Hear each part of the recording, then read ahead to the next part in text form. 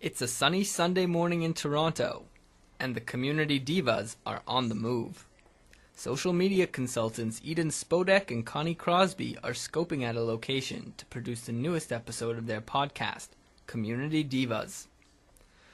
The regular segment, posted to their site at communitydivas.com, aims to showcase people who are doing interesting things in the area of online community and social media.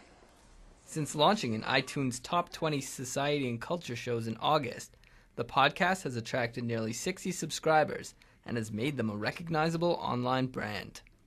We sat down with the divas to find out how they think about their brand and their growing status as media mavens.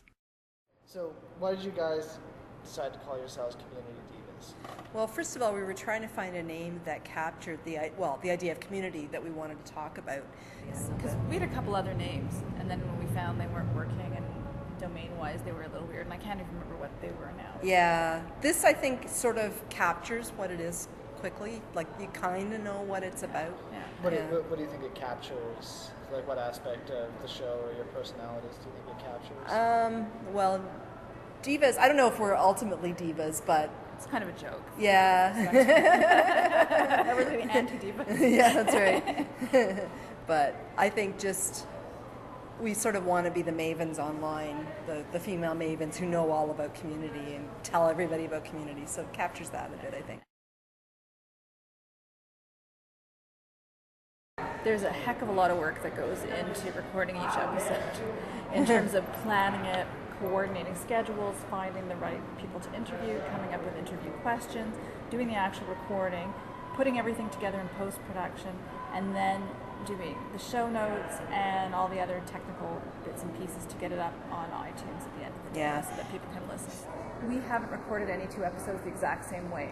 We varied every time, we've been using our laptops with or without mics and different software and had different processes. We've been in different locations. Sometimes we use Skype, sometimes we don't use Skype.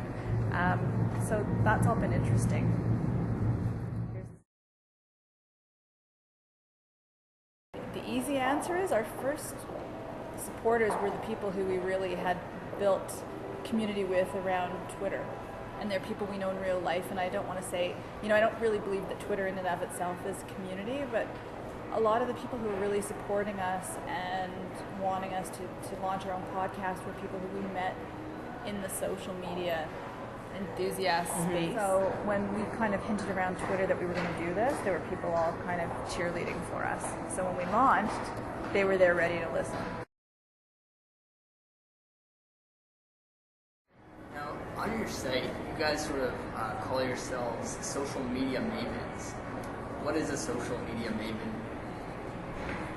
I think that's more something that other people have ascribed to us rather than us calling them.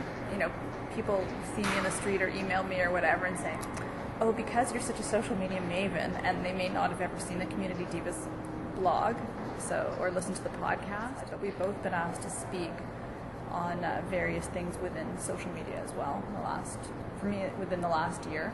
Yeah. Probably for you longer than that. Yeah. I think your online personality and your online brand are synonymous. I never think of myself as having an online brand as much as being me, and I think that what you see is what you get. I am who I am. The way that I know that I'm successful that way is when people come back to me and they'll use adjectives to describe me that I would use to describe myself. And they're getting all that from online, the online persona. So I'm thinking, if you're seeing that online and that's how I feel and what I want to be projecting online and in person, then it's coming across as who I am. Well, I see it as not so much to be evangelical. It's more, partly self-promotion, for sure, for me anyway, but also partly to promote the people who we talk to, partly to help instruct people who are hopefully listening. And I more just want to explore the ideas and see, is social media working? I'm interested in how communities function and how the different aspects and how people see them. So part of it's just natural curiosity and educating myself, but hopefully educating others as we go along. How do you see it? I would have to agree with you, and I think community is such a big part of social media that to help people understand how social media brings people together and can be used, or at least experimented with to see where it's working and not in the real world, it's interesting, and it can be helpful to others, and other people can help us, and sort of all those things intermingling. I think it's a bit of everything. And I think, for me, I wanted to do a podcast to have the educational experience. I wanted, to be promoting the fact that, yes, I can podcast. And more than anything was to be podcasting about something that made sense in this space that we were passionate about, and its communities and how they can be built, and how they're thriving, or how they're successful and how they're not, and what we can do to make things better.